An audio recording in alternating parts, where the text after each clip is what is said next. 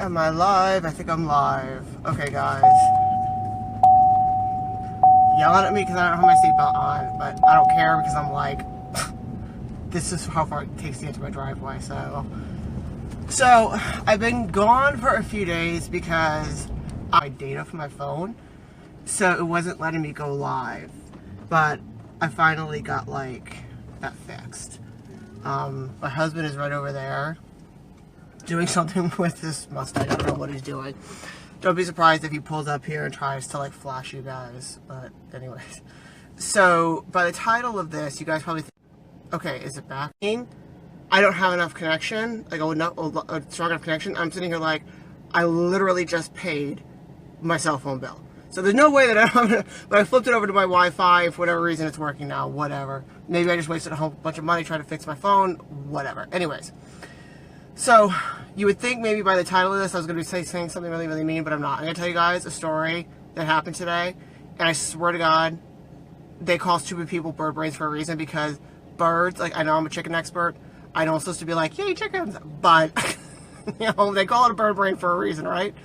So, as you know, we got these ducklings. These ducklings live in a brooder, okay? Like, they live in a totally safe brooder. They're living in the cabin so that no animals can get at them. They live with the baby bunnies, not live with the baby bunnies, but they live in the same general area as the baby bunnies, right? So they're totally safe. You would think, like, and there's nothing in the cabin besides the baby bunnies and the ducks, okay? Like, the ducklings. There's nothing in there, right? So you think that they would be safe, right? But look what happened, okay? I walked in there this morning. I don't know how this duckling accomplished this, right? This is like grade A, like, ding-dong work, okay?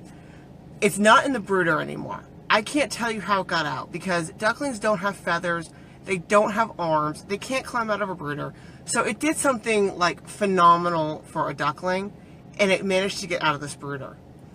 It's running around the cabin like I'm trying to kill it. Like, every duck on this property, I don't know what it is about ducks. Like, these people who have ducks that lay on their chests and, like, sleep, that's not happening here. These ducks always act, I mean, we've had ducks for years.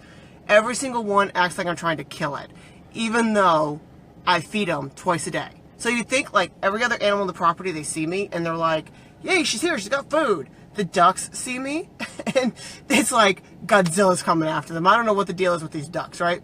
So this duckling is running around the cabin like I'm trying to kill it, and I'm standing there looking at it, like, and it's like running around like they squeak. They don't quack at that age, they squeak. And so it's running around there squeaking like I'm trying to kill it. But look, I don't know what the hell possessed this duck to do this. It's got, I don't even know how to describe it without showing you guys. You know those strings that keep feed bags together? I have a bag of feed for the ducks, okay? And you should give ducklings, I only give ducklings an 18% all flock feed. The reason for that is because ducklings, the chick starter doesn't have enough niacin in there for them. So they grow kind of funky if you don't give them, thanks for the like, you don't give them, you don't give the chick starter because it doesn't have enough niacin in it. And it can cause structural damage with their bones. So I always feed them an all flock feed. So you have their own special bag. The bag lives in the cabin with the ducklings. So, not thinking any issue is going to come of this, I left the string that ties the bag together right next to the bag. The ducklings are in a brooder. Hard to get out of the brooder. And somehow this duckling managed to do it. So it didn't, like, occur to me to throw it away because I didn't think the duckling was going to get out of the brooder. So the duckling's running around, and it's got this string. It's eating the string. I don't know what possessed this duckling. Out of a whole bag of feed sitting right there, feed in its brooder, probably feed on the ground because who knows, I've dropped it. It's eating this string. Like, what the hell, right? So I'm like, great. Like, so it's running around, flapping its little, like, tiny little hands, tiny little arms, its wings, flapping around like it's gonna kill it, and it's got this string trailing it. So at first I'm like, okay, maybe it's wrapped around its neck. So finally I catch this duckling, and no, it's actually started to consume and swallow the string, right? So I'm like, great, this is like not what I needed today, but it's probably not in too far. Let's go ahead and pull it out. it had been needing that string for a while because we couldn't even pull the whole thing out. So I bring it in the house and I'm like, Larry, you got to help me with this because this is kind of like a two-man job right here, right? So I wrap the duckling in a towel because so it doesn't like freak out at the same time I'm trying to pull this string out, right? And with ducklings, like, they can kind of, you know, they're very, very, they get flustered, right? Bird brains, they get flustered easily. So wrapping it in the towel and then holding onto the towel is a better way to kind of try to restrain it than just holding onto it because you might end up, like, accidentally crushing it because they're so tiny. So that's just how I, like, if I have to do something like this, I just, safety first, right? I just hold it in the blanket, or the towel in this case. And so the towel is what's actually holding it, and I'm holding the towel. And it's just safer all the way around, right? So I'm holding this duckling. You know, Larry's holding the duckling because I couldn't do both, right? And I'm trying to pull this string out, and it's coming out, and it's coming. I mean, literally, there's like 6 inches of string in this duckling. And the duckling's not even, the duckling's like 4 inches tall, right? So it's coming out, coming out, coming out. And the problem is that at a certain point, it's clearly stuck on something, right? It's clearly like stuck in its crop. I don't know what it's stuck on, but it ain't coming out and I don't want to force it out. So basically what I'm doing is I'm cutting this string to like pulling out, cutting, pulling out, cutting, pulling. And at a certain point it was like, I'm sitting there like, is it lodged around its tongue? And of course I'm sitting there trying to pry open its mouth and it's squeaking and quacking and flailing with like, you know, so I don't think it was wound around its tongue. I think it literally had gotten like hooked on something internally. So the best I could really do is, one, never leave a string around, even if I think there's no way in hell a duckling's ever going to get to it. No chances taken in the future, right?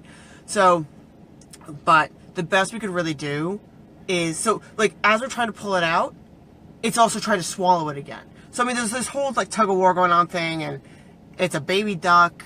I don't want to pull out a baby duck's innards out of its mouth. That's just not what I do, right? That's not like what we do here. So this is another one of those situations where you kind of just have to like make your best judgment call. You know, it's a judgment call. Like, what am I going to do? So we pull out as much as we can. We get to a point where it's like clear that pulling it more might result in a very sort of negative experience for the duckling. So literally what I'm doing is I'm just cutting this string back as much as I can. And then all of a sudden it just swallows everything. So I can't tell you how much string is left in this duckling's mouth. It's survived. It's eating okay. It's drinking okay. So what I'm hoping is that like we got almost all of it. And it's just going to like grind it down in its digestive system or maybe poop it out. I don't know what. But fingers crossed that this doesn't turn into something like I don't find a dead duckling in the morning. Like I said, right now, it's still running around. It's still thinking I'm going to kill it. It's, you know, acting healthy. But they call them bird brains for a reason. Like, I have no idea what possessed this duckling to go and eat a string. Like, what possessed him in the first place to leave the brooder? I don't know what. I'm not even sure how it accomplished that. But, what, how do you do that, right? So anyways, guys, the duckling's doing well. It's probably just one of those things. I know my chickens have eaten really weird things before. What's a little bit more concerning is because it's a duckling and they're growing up. But it was better than the alternative. So I think we got most of it out, and it ate the rest of it. It's doing fine right now. It's eating, it's drinking, it's thinking I'm going to kill it. So it's doing good. We might have some baby bunnies for you guys to look at tomorrow. The baby bunnies are out, and they are really, really cute. But for today, I'm just going to tell you my duckling story. I hope you've enjoyed it. Okay? If you like this story, please do like this video. If you want to share it, you can share it as a do not leave strings around your duckling story. I don't really know what the lesson learned here is, but anyways, I hope you've enjoyed it, and I will see you guys soon. Bye.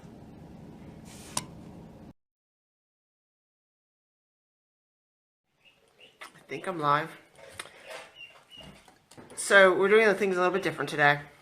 Today, I promised you guys yesterday an update on the baby bunnies. So today, I'm able to do that. That noise you're hearing in the background is the ducklings. And update from yesterday, that duckling that ate the string is still alive. By some miracle, I guess. I don't really know what the deal is. But yes, the duckling is still alive. That squeaking noise you're hearing are the ducklings in their brooder. And they didn't manage to break free today. I still, for the life of me, do not know how that one duckling got out. For the life of me, okay? Oh, he's drinking from the... So, like, baby bunnies, I didn't know this until I started breeding rabbits. Baby bunnies will drink out of the water bottle. And these guys, like, look. I come in this morning, okay. I don't know, like, baby bunnies are, like, the most agile things in the world, okay? So, one time last year, we had like, a litter of, like, 7 baby bunnies, right? I come in, I go to the, these ducklings won't shut up. I go to look at them the next day, 2 are missing. It was, like, 1 missing one day, and then the next day there's another one missing. What I didn't know at the time, because this was, like, the very first time that we had been doing rabbits, is that baby bunnies, like, you know, like rats can, like, dislocate themselves to get through cracks and crevices? Baby bunnies can do the same thing. And I'm not saying that they can actually, like, dislocate themselves, but baby bunnies can get through the tiniest cracks that you would never think that they can get through. So, these baby bunnies have been getting through a tiny little crack here in the cage, and I'll show you guys in a minute. And they have been, like, no cares given, wandering around the cabin. And I'm sitting here like, I'm glad that the windows have screens on them. I'm glad the door is shut, because sometimes I leave the door open if it's really warm to give the mama rabbit a break from, you know, the heat of being in here, because the ducklings are also in here. So it's not super hot for her, but, you know, rabbits have a lot of fur. I'm sure it's not like, so anyway, so the windows are always open, but sometimes I leave the door open just to give her, like, more of a cross breeze. I'm glad I haven't been doing that lately, though, because these baby bunnies would, like, be skunk food or something. Okay, so I promised you a baby bunny update, so I'm going to flip the camera around, and I'm going to show you these baby bunnies who now suddenly, remarkably, for whatever reason, have decided that they're shy. I don't know why, but I'm going to go ahead and do this. What is this thing? Oh, I can play with, like, different... Okay, anyway, so guys, I got distracted by the filters for a second, but I'm not a big filters person. Okay.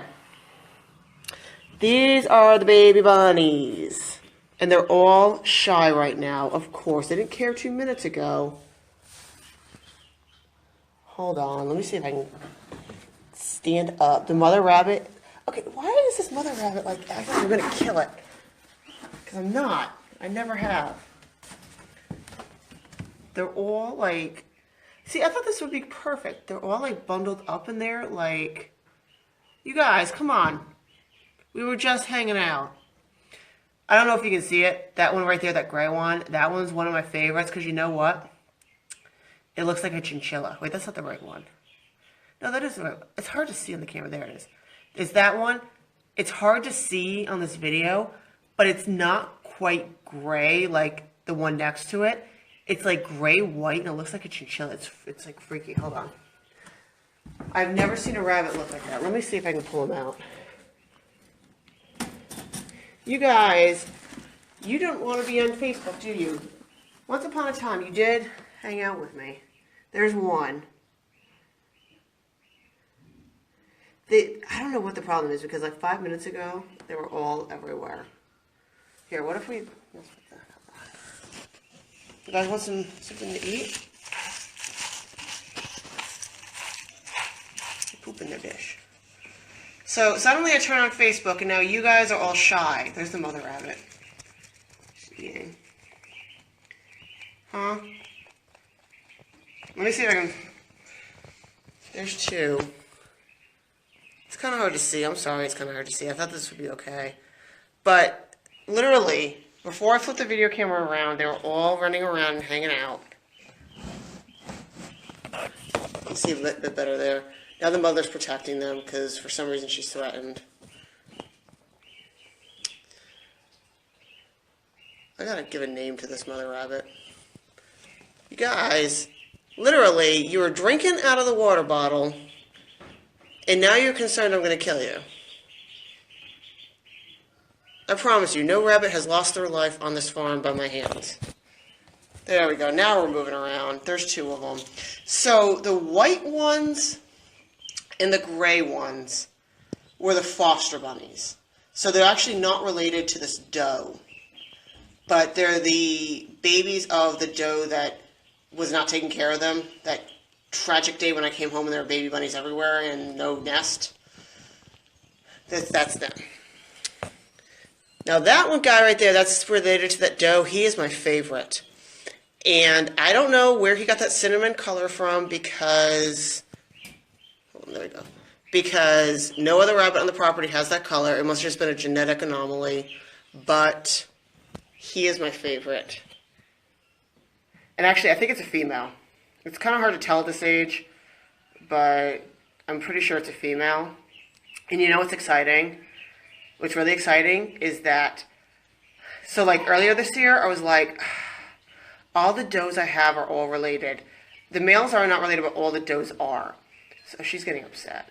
So I was like, hold on, let me flip this around because she seems kind of nervous. I'm not sure what her issue is, but the doe was just seeming a little bit upset. I'm not really sure why, but anyways. So earlier this year, I was like, all my does are related, so which meant that any baby bunnies born on the property were going to be related, right? Because we only had the one doe. Oh, here he is. He's coming around. Hold on. You going to hang out with us now? Now he's back there. She's like simultaneously like super friendly, but terrified of everything. And like little balls of fur. Anyway, so I was kind of like, here, let me see if we can do that. This might be better. There we go. Baby bunny cam. Anyway, so I was kind of like, all my does are going to be related, and that's not a good thing, right? But because this one female doe had kits that are not related to any other female on this farm, meaning that the male and the female are not related to any kits born on this farm. If any of these baby bunnies, the fosterlings, turn out to be does, then I'm doing good because I got my extra. So Larry's not out there, so I can say this, but I was going to buy a new doe this year just so I could. I don't know, to look in the mother's head. I'm trying to do this slowly so that they don't get freaked out at the same time. But I was going to buy a new doe this year because I was like, all my does are related. That's not a good thing. But hopefully, some of these baby bunnies are not related to any doe. They're going to be, hopefully some of them are going to be females that are not related to any other rabbit on this property, except for obviously the mother and the father. And that'll make it easier for breeding. I won't have to buy any new does. So, baby bunny cam. So these are all those baby bunnies that were born. God, hold on, let me shut this so that this little baby bunny doesn't run out. I'd have to look at my calendar to see how old they actually are. But these were the guys that were born, they're born 1 week apart. And they're the ones that were born to this doe, and then the ones that were born from another doe that had abandoned them. She hadn't built a nest and she wasn't doing her job. So that kind of worked out well in the end. Aw. So they're pretty cool. They are eating well. They obviously eat from their mother, but they also eat the feed. They'll eat feed from my hand. And then they obviously drink from the, but like, I don't know if I can see it. Hold on. Move, baby bunny. Get off that one. I'm hoping this bunny will move. So this is the one, that gray one right there that looks like a chinchilla. It's like amazing. So definitely we're going to keep that one. And we're definitely going to keep this cinnamon colored one. We're probably going to keep them all. But, whoops, there we go. Because I don't sell my rabbits. So I don't sell my rabbits. So they stay here basically is kind of what it boils down to. We sold one last year. I think it was last year. I sold one. So this guy comes up and he goes, I want to buy a rabbit. I want a pet. And we had one doe that had a lot of litters. And we figured, well, it would be good retirement, right? Guy comes back 2 days later. It says, the doe is dead. Can we buy another one? right? So that was like strike number one. Why I don't sell rabbits, right? Now, strike number two is we had a guy come up to us and ask us if we wanted to adopt a doe, a pregnant doe. Hold on. That one right there is drinking. Hi, say hi. Say hi to everybody. So the guy goes, I have a pregnant doe. I bought it for my daughter. I don't have time. Do you want it? I said, sure, no problem. Well, this guy comes back to us. So, no, that's not what happened. My husband goes to get the rabbit, right? And the guy says, now I want $10. So, I mean, come on, right? Like, if I know what would happen next, I would have said just give him the $10. But at the time, I had the best decision I could. And I said, we'll go back here. There's all the baby bunnies hanging out.